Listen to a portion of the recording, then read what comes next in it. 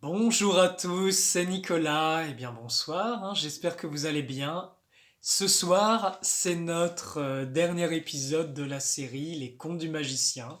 Cet ouvrage que vous pouvez trouver sur The Book Edition. Et vous pourrez aussi trouver la suite qui s'intitule Les Chroniques du Magicien, qui a un seul gros livre et qui regroupe les Contes du Magicien, le Fils du Magicien et les Fils de la Destinée, sachant que la suite, ce ne sont pas des contes, ce sont deux romans qui racontent bien la suite de l'histoire. Vous pourrez les trouver sur The Book Edition. Mais assez parlé, nous allons passer aux trois derniers contes, les trois derniers chapitres, bien, de cette grande aventure du magicien et son fils. Je suis très ému parce que cette dernière vidéo, c'est un peu la clôture de cet ouvrage. Vous savez, je l'ai écrit il y a 8 ans et il est empli de toute cette force, de tous aussi ces compréhensions que j'ai eu besoin de retraduire en livre.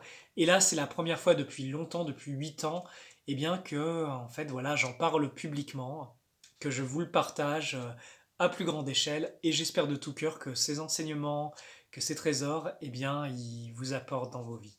Voilà, c'est pour ça que je fais ça. Allez, on y va c'est parti pour notre soirée. On a trois derniers contes à lire. C'est parti les amis.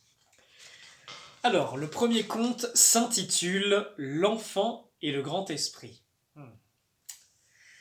C'était il y a bien longtemps, dans le sud de la France. Il y vivait un magicien et son fils. À force, vous allez le dire avec moi l'introduction.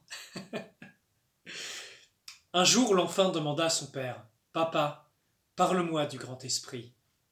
Le magicien regarda son fils avec beaucoup d'émotion. Il lui dit d'une voix douce et posée, Mon fils, je ne peux te parler du grand esprit, de Dieu, de l'ultime. C'est par toi-même que tu devras en faire l'expérience. Comment puis-je faire, mon père? C'est simple, mon enfant. Pense juste à quelque chose au-delà de tout, et passe un moment avec, et par toi-même. Tu en feras l'expérience directe. Il est là, en toi, toujours disponible et prêt à répondre à toutes tes demandes. Et le plus grand cadeau que tu puisses lui faire est de penser à lui.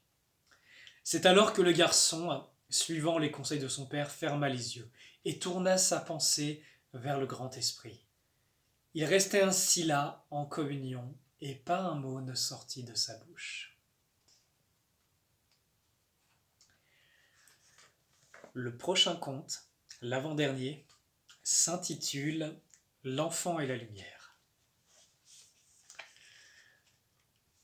C'était il y a bien longtemps, dans le sud de la France. Il y vivait un magicien et son fils.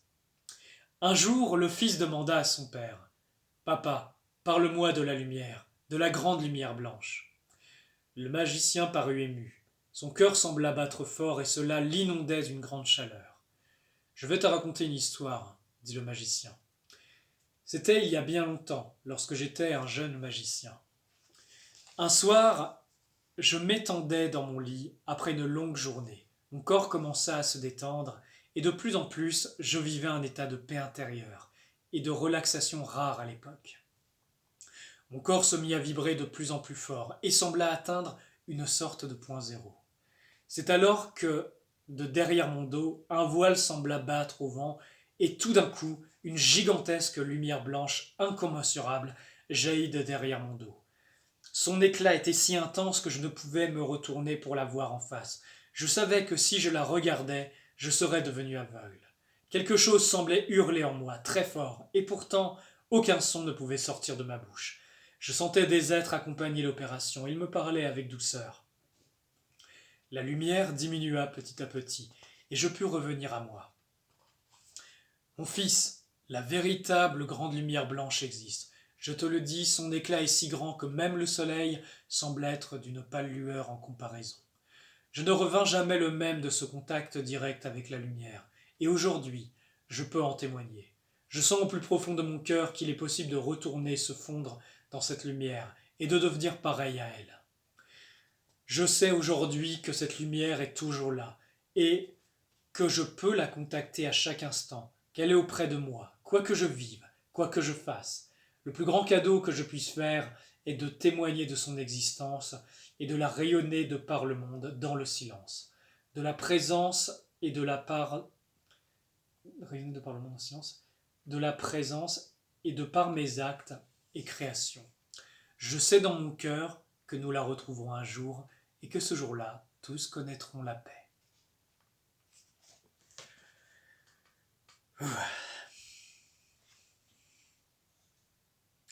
Et là, nous en sommes au dernier chapitre des contes du magicien. Vous êtes prêts? C'est parti. Ça s'appelle L'enfant et notre demeure. C'était il y a bien longtemps, dans le sud de la France. Il y vivait un magicien et son fils. Un jour, le fils demanda à son père: « Papa, parle-moi des âmes. » Le magicien parut silencieux et méditatif. Il dit à son fils: « Mon enfant, une âme, un véhicule que prend le... Mon enfant, alors je le refais. Mon enfant, une âme est un véhicule que prend le grand esprit pour expérimenter en ce monde. Il y a bien longtemps, le grand esprit créa ses enfants. Il créa la grande famille divine. Certaines sont restées très proches de son essence et d'autres l'ont oublié au cours de leur voyage. Une âme peut donc oublier le grand esprit au cours de ses expériences ? Demanda le garçon. Oui, mon fils, dit le magicien.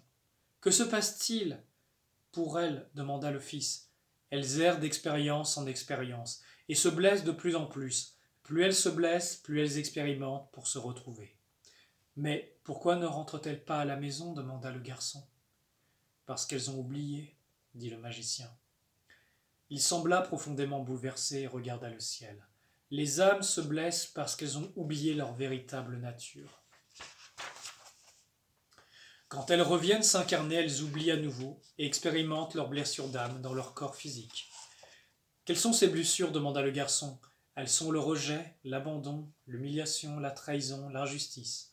En vérité, ces blessures manifestées par la forme des corps physiques est le reflet des blessures bien plus grandes que les concepts humains ne peuvent appréhender. En vérité, elles sont bien plus grandes que ce que nous percevons sur le plan terrestre. Le garçon fut stupéfait. Il dit: « Alors les corps, les souffrances et...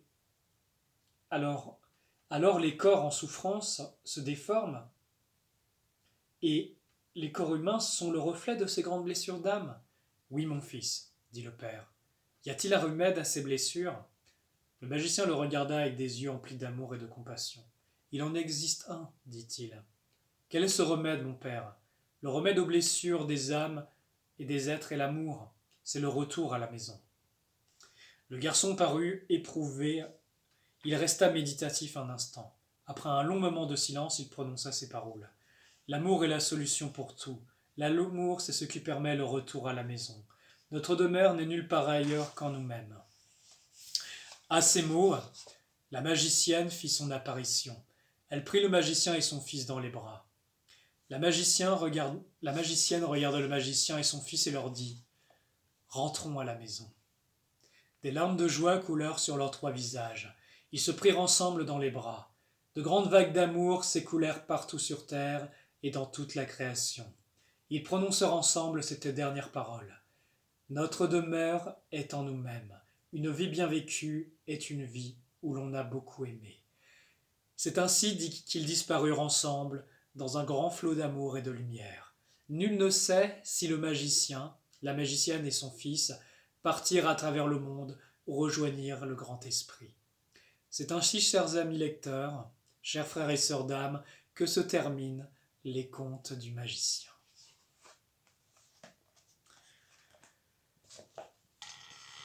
Eh bien les amis, j'espère que ces aventures du magicien et de son fils, j'espère que ces enseignements, j'espère que la lumière, que j'ai fait tout mon possible pour retransmettre à travers ces écrits, vous ont fait du bien, vous ont apporté dans vos vies, peut-être avez-vous partagé de magnifiques soirées ensemble à écouter ces quelques vidéos.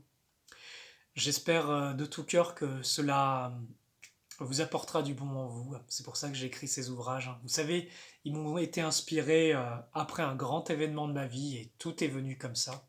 Très rapidement, il y avait vous savez, une grande soif de retransmettre ce que moi-même j'avais reçu pendant des années.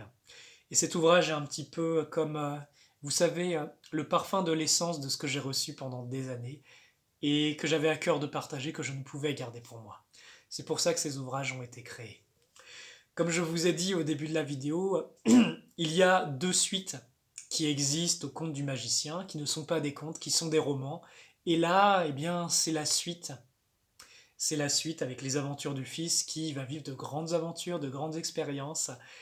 Ces ouvrages s'appellent Le fils du magicien et Les fils de la destinée. Et ces 3 ouvrages, les contes du magicien et ces 2 autres ouvrages, sont regroupés dans un seul livre qui s'appelle Les chroniques du magicien et qui sont disponibles sur The Book Edition et vous pourrez les trouver et connaître les suites de ces histoires. Quelques mots sur ces suites, c'est... Vous savez, quand j'ai écrit ces ouvrages, j'avais pas forcément une trame. J'avais simplement le désir profond de transmettre. Et il s'est passé quelque chose de vraiment incroyable quand j'ai repris, on va dire, la plume pour la suite, c'est que j'ai été parcouru par des flots immenses d'énergie et j'ai découvert le livre en même temps que je l'écrivais. Et vous savez, ces ouvrages qui suivent sont chargés vraiment de la puissance de ce que j'ai reçu et de ce qui s'est transmis dans ces ouvrages. Alors peut-être que j'en ferai des versions vidéo comme là, mais avoir cet ouvrage entre les mains, vous aurez comme un objet magique à la maison qui va embaumer votre lieu, embaumer votre âme, afin de ce que moi-même j'ai reçu pendant les écritures. Eh bien, les amis, je vous remercie. Merci de suivre cette chaîne. Merci d'avoir partagé, d'avoir liké, d'avoir diffusé à vos amis, d'avoir peut-être offert aussi à vos proches ces ouvrages. J'espère de tout cœur que ça vous apporte. Et les amis, je vous dis que la lumière, la vraie lumière, soit avec vous. Et à la prochaine pour de magnifiques aventures. Prenez soin de vous les amis.